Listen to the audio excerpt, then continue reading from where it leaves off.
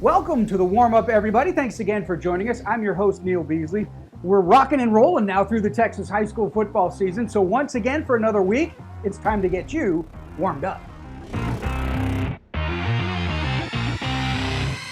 As we enter the halfway mark of the high school football season, there's quite a few big matchups in Week 5. Let's get things started by taking a look at some of those in the Louisiana Hot Sauce Hot Zone.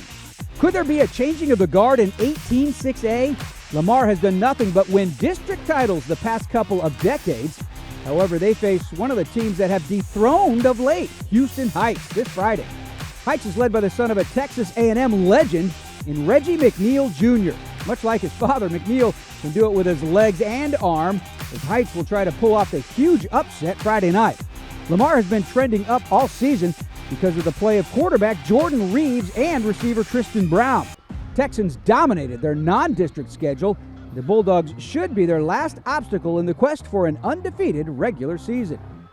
Sneaky good game at Barbers Hill as the Eagles host LaPorte.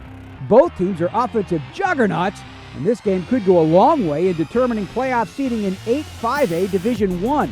Barbers Hill quarterback Cody Fuentes has been flawless in mastering the Eagles playbook, as Barbers Hill doesn't have a blemish in their record and are considered a contender in that 5A Division I.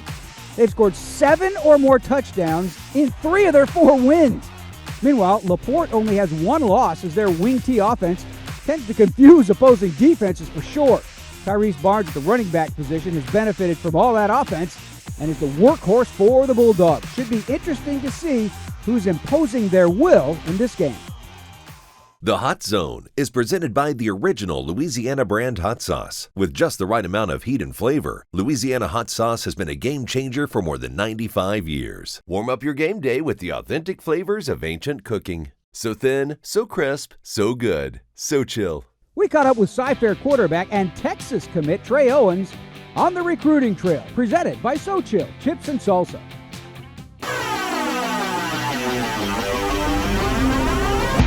Hi, I'm Trey Owens. I go to Cy-Fair High School. I'm a starting quarterback.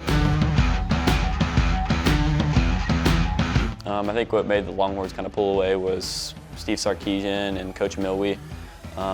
They've done it at the highest level at Alabama, Steve Sarkisian with the Falcons and USC, and just his track record. And he also played the position, so that obviously helps. And he pits a lot of guys in the league, and it's kind of my goal. And I know that I'm going to have time to kind of develop and really get bigger and stronger, and when it's my time to shine, I'll be ready.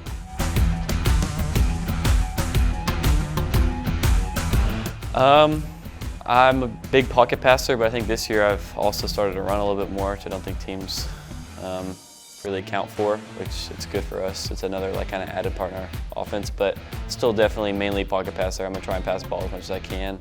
I don't like to run, but obviously if I need to, I will. I can make any throw on the field from sideline to sideline. I think that's what kind of puts me apart. A lot of guys don't have arm strength like me, so I utilize it for my play.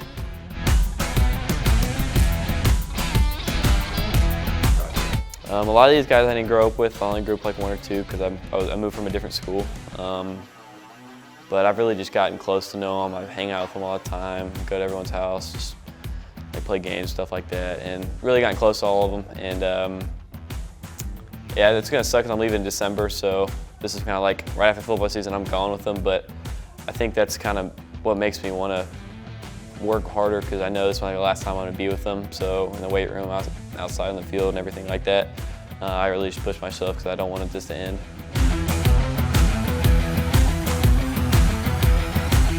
I want them to think of me as a competitive. I'm very, very, very, very competitive in every aspect of my life. But also just a good leader and a good person. I don't want people to not like me because I was mean to them or something like that. So I try and be as nice to everyone. If people JV kids or freshman kids or come up to me in the hallway, I'm always sure to be really nice to them and everything like that, because that's what I want them to remember me as.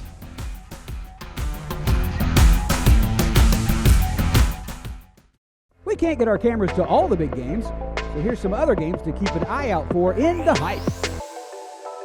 It's a rivalry game, so expect a chaotic atmosphere at Planet Ford Stadium when Spring takes on Spring Westfield. Who could forget a couple years ago, Spring won this game on a Hail Mary walk-off. Lions have gone on to have some hard times the last couple of years and missed out on the postseason in 2022. This year they are 1-2, but coming off an impressive win over Strake Jesuit.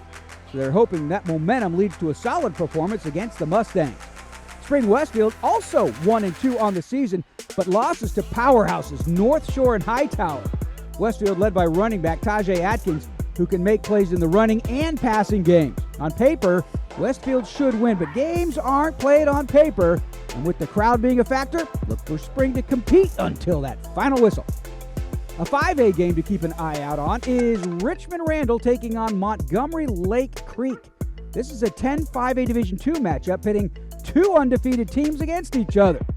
In only its second season in a UIL district, Randall has really put together a competitive squad. They've pulled off 3 shutouts and a 17-point win over Bryan, and they are definitely a team that's gained some respect. Leo Garza is a weapon behind center, and a road win at Lake Creek would put the Lions on the map. As for Elk Creek, they were expected to have a big year, and they are certainly living up to that hype. Lake Creek Lions have scored over 57 points a game this year, and a lot of that has to do with the running of Ty Byers. Coming off a 2,300-yard season, Byers has been a fixture in the end zone for Lake Creek, as he has a nose for that pylon. Expect fireworks in this one. Warm up your game day with the authentic flavors of ancient cooking. So thin, so crisp, so good. Xochitl. Let's take a look back at who won our defensive title belt. Plus, we'll see who might come home with one this week in the Buzz. Last week, we saw an amazing defensive performance by Houston Wisdom over Houston Austin in a 58-6 win. Wisdom 4-0 for the first time since 1998, and they did it with a defense that caused turnover after turnover, including a huge pick six. This week, Shadow Creek could be up for the title belt when they host Pearland in a 23-6A tussle. The Sharks' defense is athletic and gets to the ball swiftly to make those big plays. That's going to do it for today's show. Thanks for joining us, and we hope you are all warmed up for this week's Texas high school football.